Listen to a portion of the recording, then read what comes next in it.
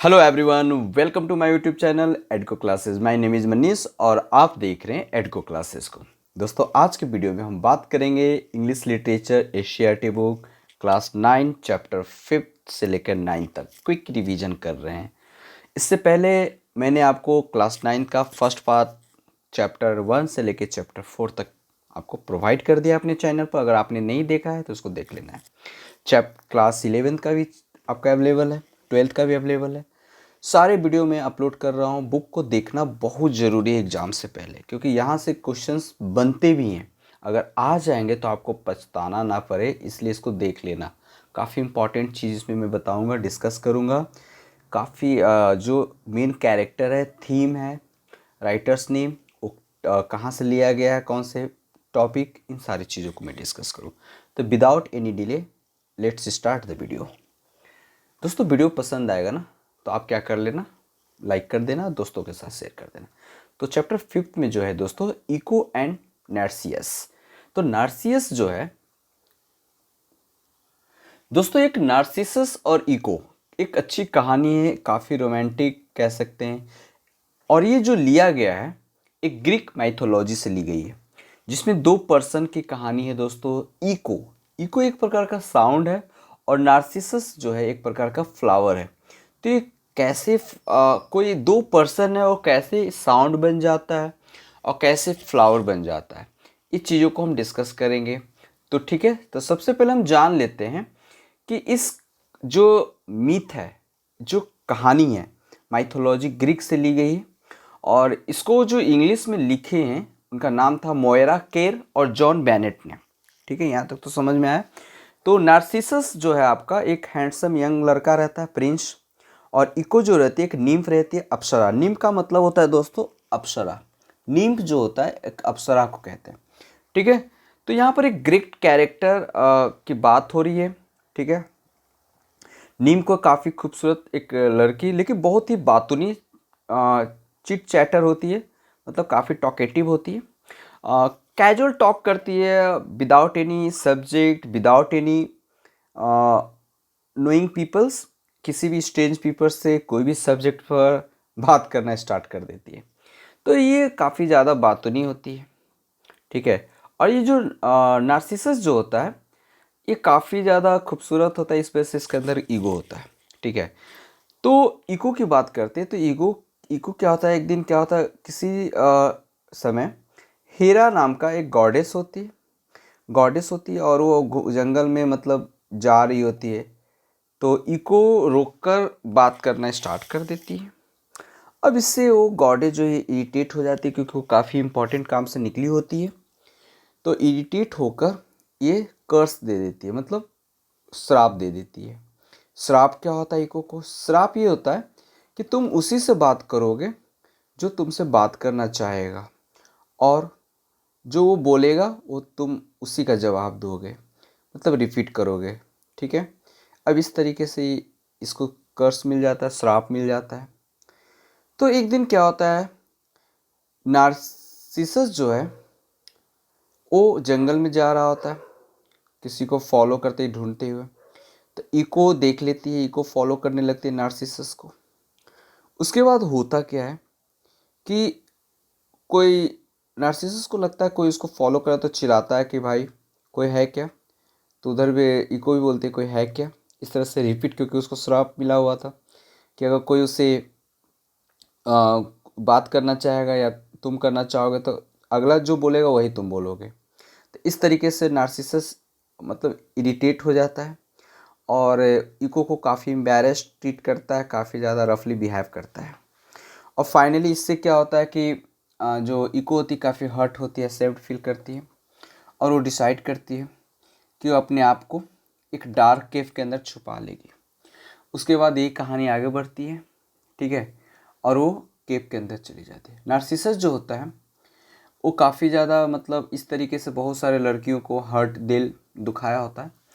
तो प्रे करता है कोई, last one this pray to the gods, कोई मतलब कह सकते हैं या इको ही या कोई लड़की, कि नार्सिसस को मतलब गॉड से प्रे करता है नार्सिसस के लिए कि अगर नार्सिसस किसी के डीप लव में पड़ जाता है तो वो क्या हो जाएगा, उस दिन उसकी उसकी प्यार छीन जाए या वो गायब, मतलब वो बिखर जाए करके इस तरीके से, तो उसकी प्रे को ग्रांट हो जाता है, मतलब वो प्रे सुन ली जाती है बाय गॉड या गॉडेस के थ्रू।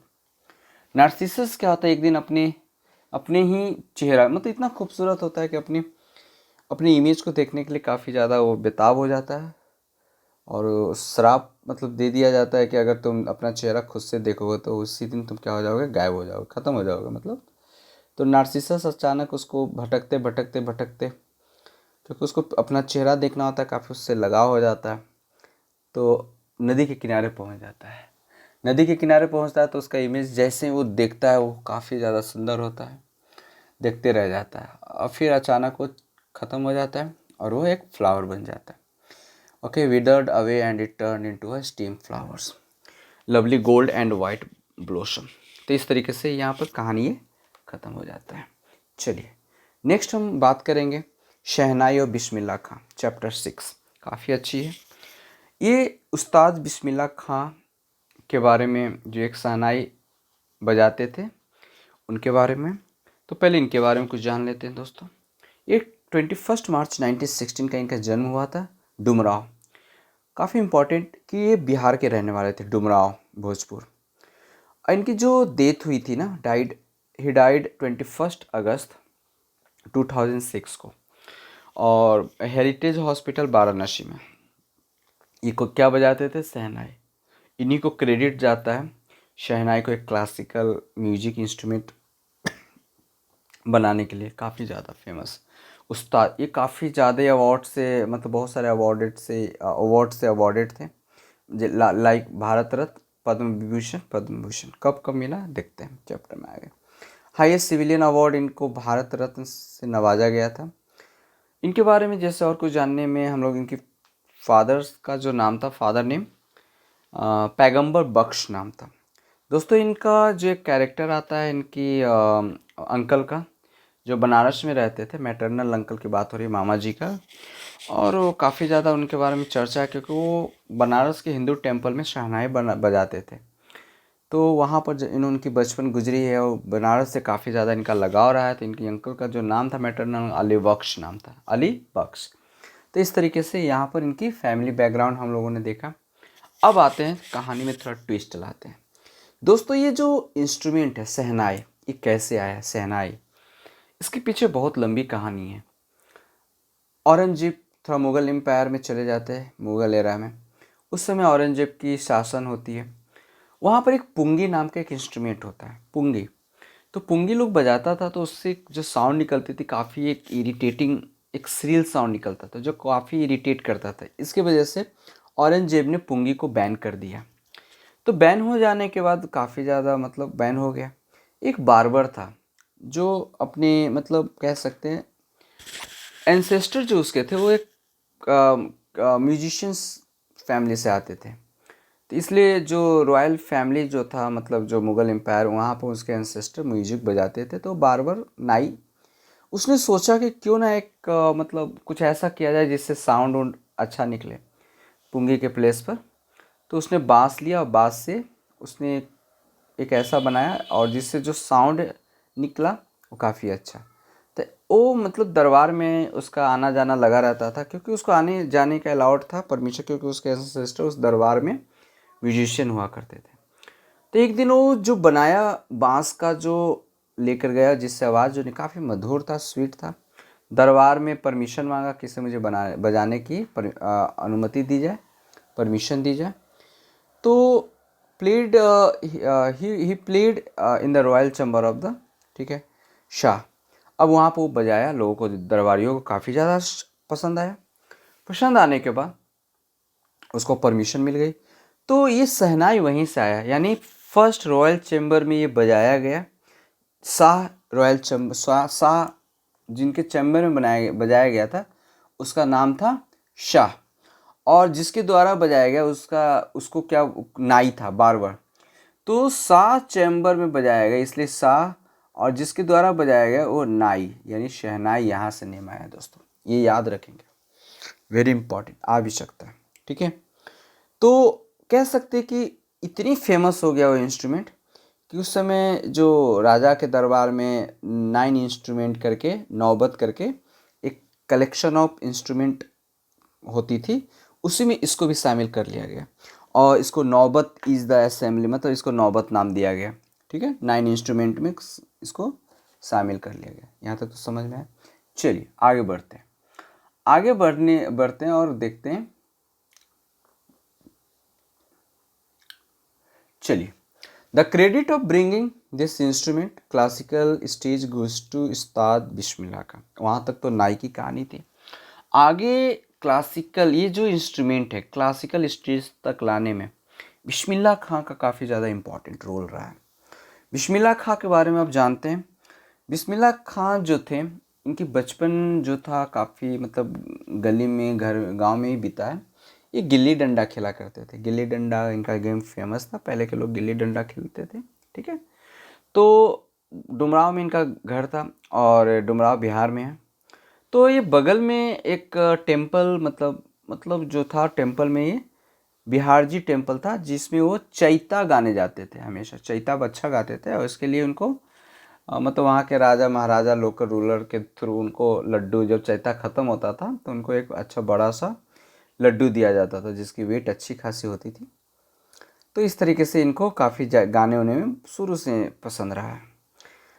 अगर बात करें आगे थोड़ा बढ़कर, तो जब हम आज़ाद हो गए 15 अगस्त 1947 को, तो बिस्मिल्लाह खान को मौका दिया गया था नेशन को ग्रीट करने के लिए। तो इन्होंने ग्रीट किया शहनाई बजाकर भारत देश को। उसके बाद जवाहरलाल नेहरू के एक स्पीच था, टेस्ट विथ डेस्टिनी, उसमें बिस्मिल्लाह खान का नाम है। उनके परफॉर्मेंस के बारे में उन्होंने काफ़ी ज़्यादा बढ़ चढ़ कर बताया है। उसके बाद इनकी काफ़ी ट्रिप रहा फॉरेन में, उसमें से एक ट्रिप फेमस रहा जो मेंशन करते हैं, इसमें मेंशन है आपके बुक में। अफ़गानिस्तान का ट्रिप काफ़ी फेमस रहा। वहाँ का जो राजा था किंग जयहर शाह, जो मतलब इनकी मेस्ट्रो मतलब धुन को सुनकर काफ़ी मंत्रमुग्ध हो जाता है और प्राइसलेस, काफ़ी बेशकीमती पर्शियंस जो कारपेट होती है, सोवेनियर्स, बहुत सारे चादर ये सब बना हुआ जो काफ़ी ज़्यादा कॉस्टली होते हैं, वो इनको दे दिया। उसके बाद आगे बढ़ते हैं हम लोग। बिस्मिल्लाह खां एक कह सकते हैं मुस्लिम कम्युनिटी से आते हैं, लेकिन उन्होंने कभी भी एक कास्टिज्म और रिलीजन की जो बीच का जो अडिंगा होता है, बीच का जो दीवार होती है, वो कभी आने ही नहीं दिया।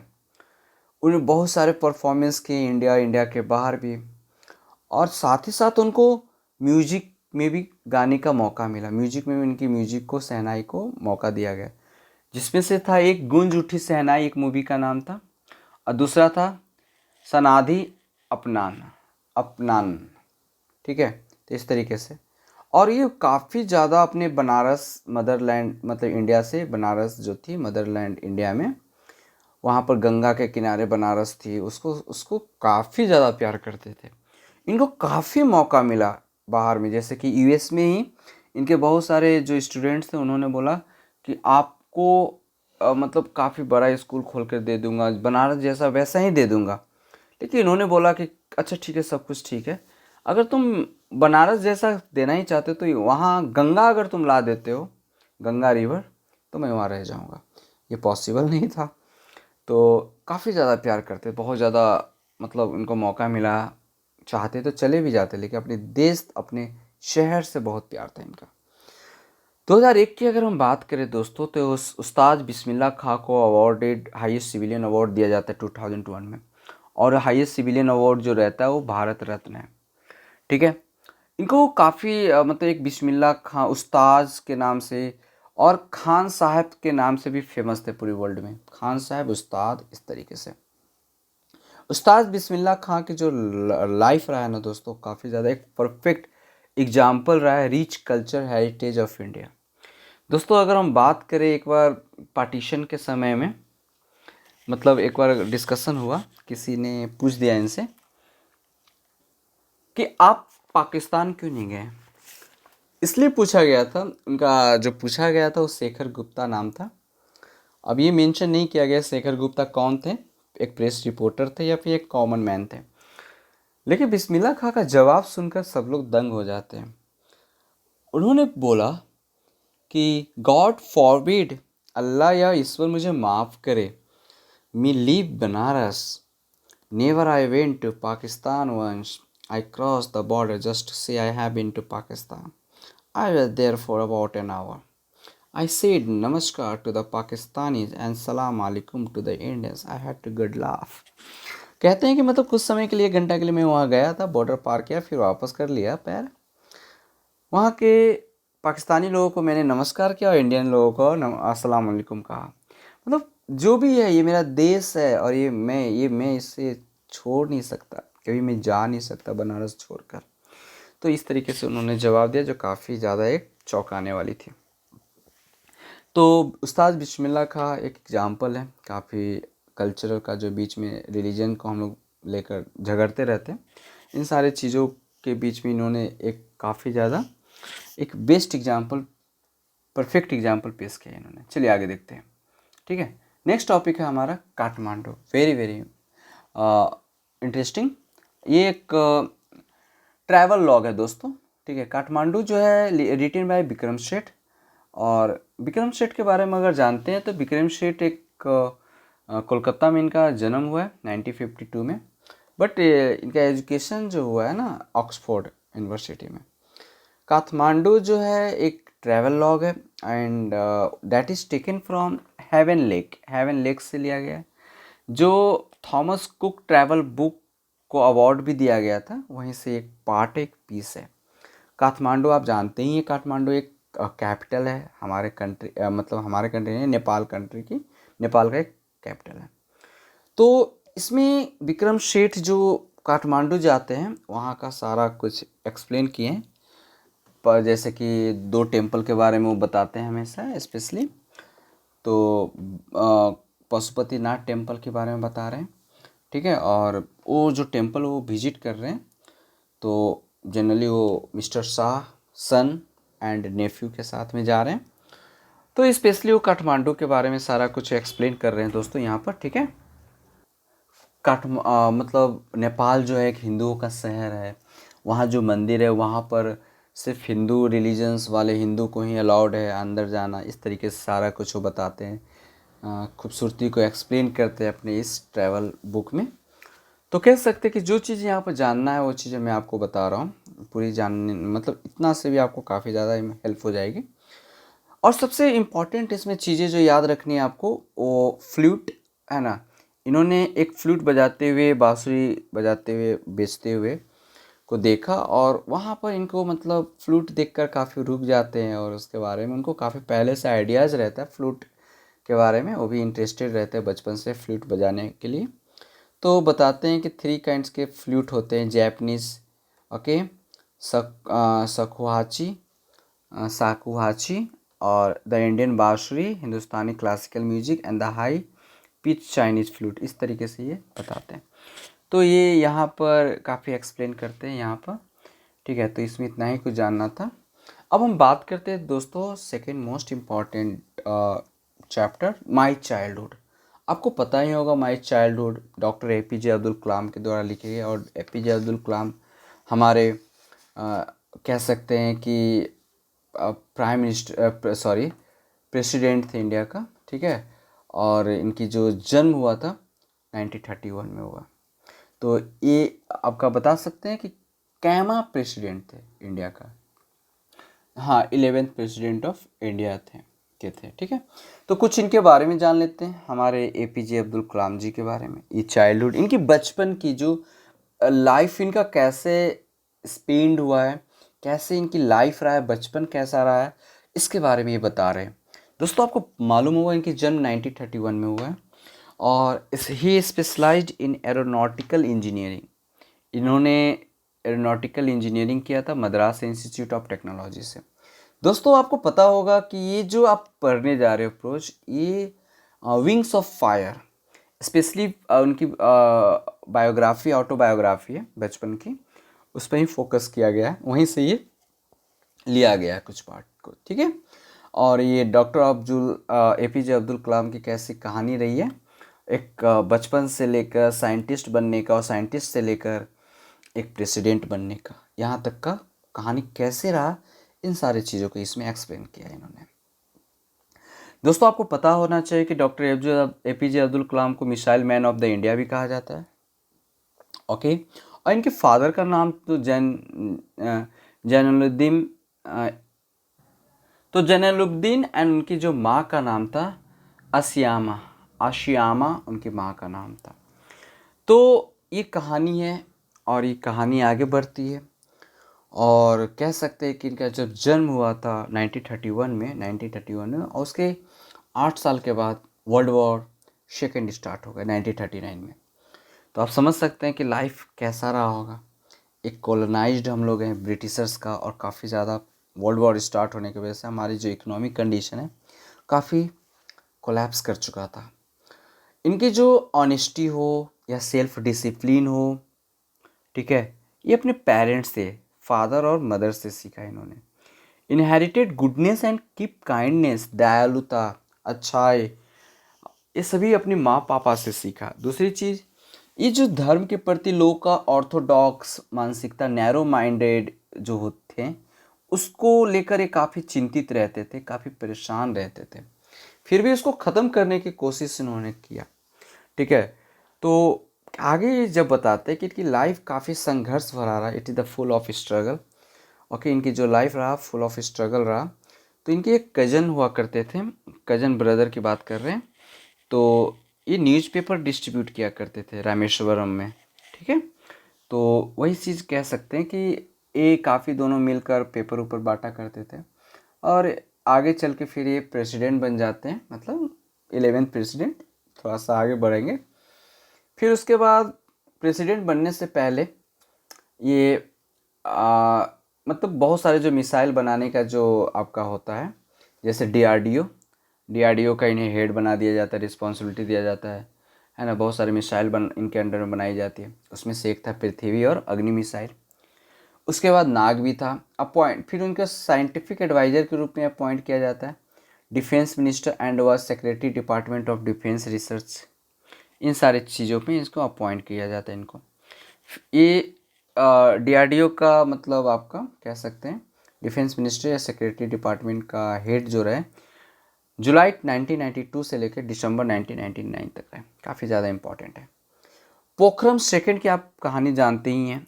ये काफ़ी न्यूक्लियर टेस्ट रहा था और ये इंडिया जो भी न्यूक्लियर वेपन्स स्टेट बना वो इन्हीं के योगदान रहा। काफ़ी इम्पोर्टेंट इनकी कंट्रीब्यूशंस रही। ठीक है, उसके बाद अगर हम आगे बात करते हैं तो दोस्तों इनकी जो ये प्रोफेसर भी बनते हैं। ठीक है, technology and societal transformation in Anna university का 2001 में इन्हें काफ़ी ज़्यादा अवार्ड से अवॉर्डेड मतलब दिया गया प्राइज़। जैसे पद्म भूषण इनको 1981 में मिला था, पद्म विभूषण 1990 में दिया गया था एंड भारत रत्न दिया गया 1997 में।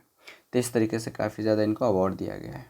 दोस्तों आगे हम इनकी बात करें कुछ कहानी की इनकी बचपन की, तो कह सकते हैं कि ये मुस्लिम बॉय थे। इसको लेकर काफ़ी ज़्यादा मतलब लोगों के बीच में बहुत ज़्यादा प्रॉब्लम होती थी। इनके दोस्त लेकिन थे हिंदू, वो भी ब्राह्मण फैमिली से। 3-4 दोस्त थे जैसे कि रामानंद शास्त्री थे, अरिबंद थे और शिवा प्रकाशन थे।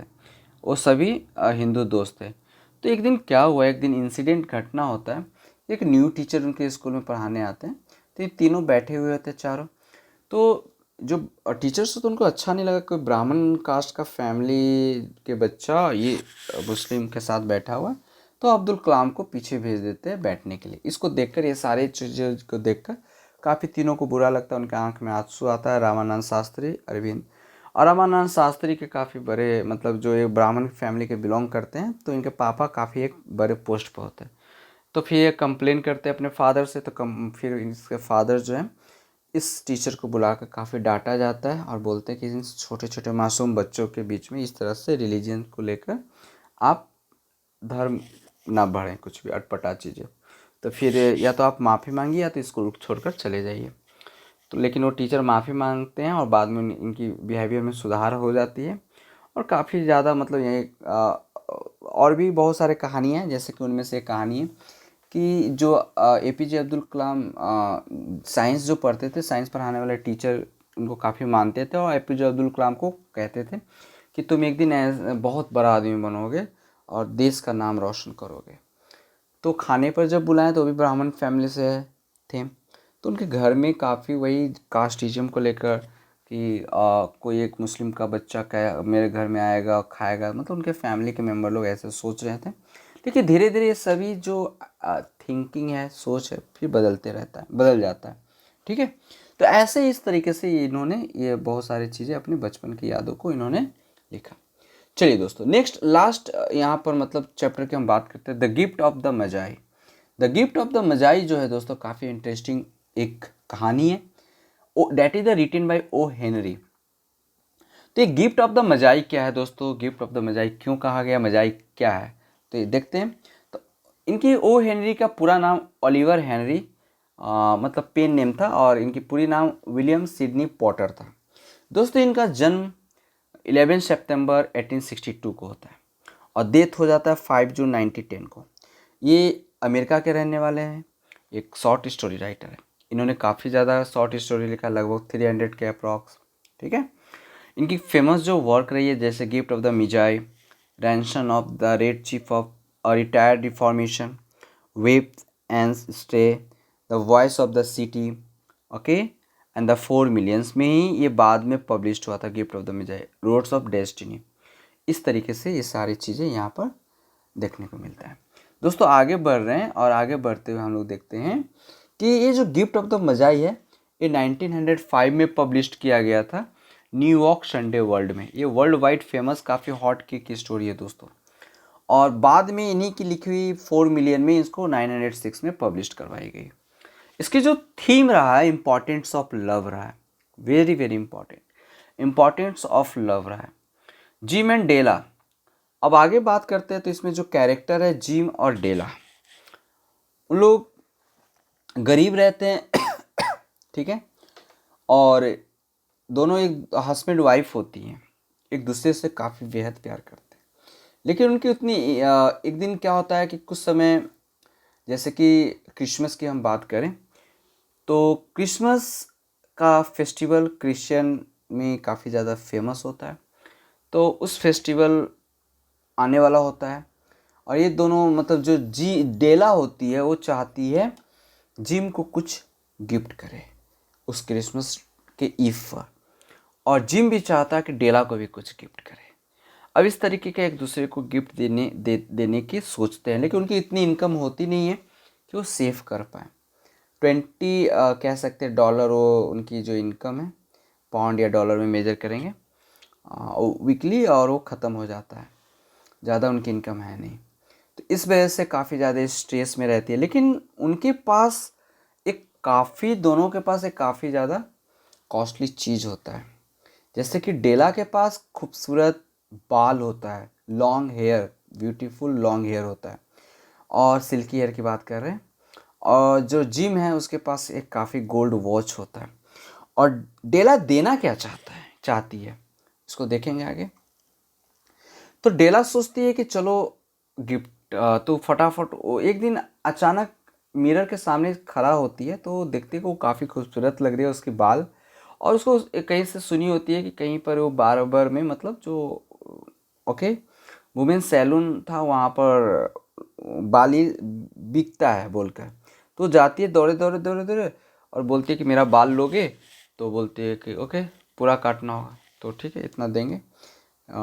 तो इस तरीके से $19 उसको मिल जाता है और फाइनली वो खरीद दे देता, अपना बाल बेच देती है। ठीक है। तो बाल बेच कर जाती है, और एक्चुअली जिम के लिए वो वॉच, गोल्डन जो वॉच होता है ना, उसमें जो जो बैंड होता है, जो उसकी चैन होती है, वो जिम का ख़राब हो गया रहता है। तो ये डेला देखती है तो काफ़ी उसको गंदा लगता है कि अरे ये तो ख़राब हो गया, तो वो देना चाहती है, तो खरीद कर लाती है। अब जिम भी जब ऑफिस से मतलब कहीं से काम पर से लौट कर आता है तो वो भी अपना जो गोल्ड का चैन होता है, इम्पॉर्टेंट गोल्ड चैन नहीं, गोल्ड जो रिस्ट वॉच होती है वो बेच देता है। अब बेच कर डेला के लिए वो गिफ्ट लेकर आता है, और वो मतलब वो गिफ्ट रहता क्या है, तो एक कॉम्ब रहता है जो एक कह सकते जो जो टॉर्टोइज की सेल से बना होता है, कहीं पर देखी थी और उसको पसंद आ गया था, लेकिन पैसा नहीं होने की वजह से वो नहीं लिया था। तो उसी को जिम दिमाग में रखता है और वो खरीद के लाता है। तो जब वो जिम इंटर करता है, घर पर पहुंचता है, तो वो शॉक्ड हो जाता है।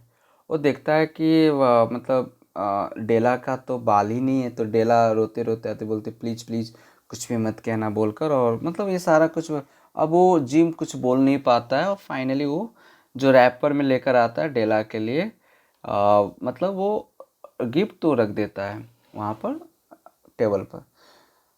अब वो बोलता है, डेला बताती है सारा चीज़ें कि मैं आप गिफ्ट लाया हूँ और ये चीज़ें तुम्हें देने के लिए।